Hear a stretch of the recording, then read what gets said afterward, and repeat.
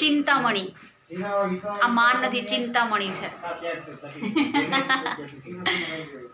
અત્યારે જો ઘરની હાલત કેવી છે, કેવું છે. અને અમારું હલમલ હાથી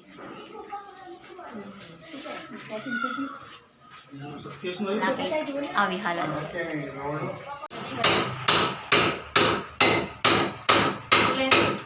આ છે ને આ આમ ટાઈપના છે, આમ, અને આ પછી આમ બનશે ન્યૂ આ બધું તૂટી જશે, બધું જ નવું બનશે. હા, આ જે આમ એલ છે ને એના બદલે ફાઇનલી હવે અમે જઈશું પથ્થર લેવા, ટાઇલ્સ લેવા. મળીએ દુકાનમાં. ચલો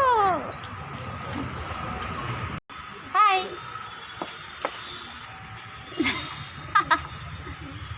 હાય બોલ. અટે વટે કટે. તું પથ્થર વેચસ અહીંયા? તો એ પથ્થર વેચસ? તારું ઘર છે અહીંયા?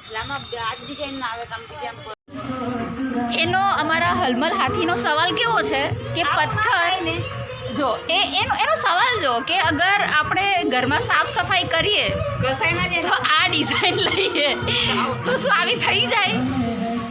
તમને શું લાગે છે કે અગર આપણે પથ્થર લઈએ નોર્મલી તો શું ઘરમાં કચરા પોતા કરવાથી એ ઘસાઈને આવો થઈ જાય? એ યાર કોઈ સમજાવો છે. જિંદગી એક પથ્થર બની ગઈ છે અને હું પથ્થર વેચાતા લેવા આવી છું, એ બી પૈસાથી.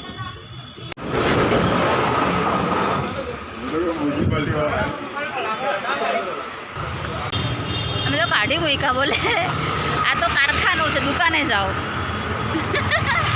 કંઈ નહીં, આપણે દુકાને જઈએ. ચલો. ફાઇનલી જે ફર્સ્ટ ટાઈમ ગમ્યો હતો ને ત્યાં જ ફરી આવ્યા. એટલે કીધું છે ને કે પહેલી પસંદ એ લાજવાબ હોય છે. તો જોઈએ કંઈક વ્હાઈટ જે અહીંયા ગમ્યો તો એ શું ભાવ પડે છે. જગ્યા છે જ્યાં રાતોરાત કોઈ માણસને આવીને કાપી નાખવો હોય તો ખબર ના પડે. અહીંયા એની ધાર જો કેવી છે, એની ધાર જો. અહીંયા કોઈની બૂમ રાતોરાત પડાઈ ગઈ હોય તો ખબર ના પડે. મને તો સાચી એવું લાગે છે જે દિવસ કોઈનું મર્ડર કરવાનું હશે ને અહીંયા જ લઈને આવીશ. મેરે દુશ્મનો દૂર રહો મેરે સે. એ ભાવ મેં શું કીધું, તમે બીજે ક્યાંક બંગલો બનતો હોય ને ત્યાં કમાઈ લેજો. અમારા કુંવાસીની તમને દુઆ લાગશે. પણ મેં કહું છું ને અમારા કુંવાસીની દુઆ લાગશે તમને. જોયું અમારા પગ પડ્યા તો કેટલા ઓર્ડર આવ્યા તમારે?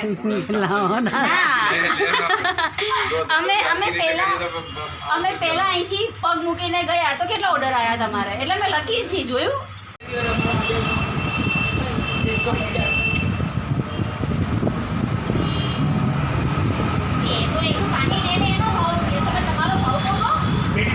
કાકા બહુ સારા છે, અમને ચાય પીવડાવે છે, બોલો. પણ અમે માંગીને ના, એ તો અમે માંગીને પછી આપી. એવું નથી કે તમે માલ લીધો તો મારા મા બાપ બાપ દાદા બધા ત્યાંના, અમારું જન્મકુળ અહીંયાનું. અમે અહીંયા જ રહીએ છીએ બધા, બાકી ત્યાં જ રહીએ છીએ. અમે એક જ ઘર અહીંયા છીએ. 1100 નો કાકા ચાંદલો કરી જાઉં છું. હો કાકા 1100 ચાંદલો કરી જાઉં.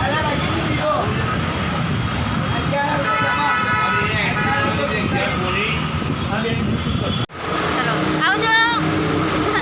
ઓ કાકા તમે આવજો.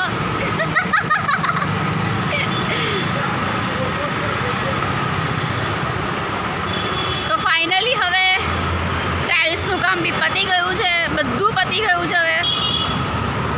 હવે ખાલી ઘરમાં લગાવવાની વાર છે.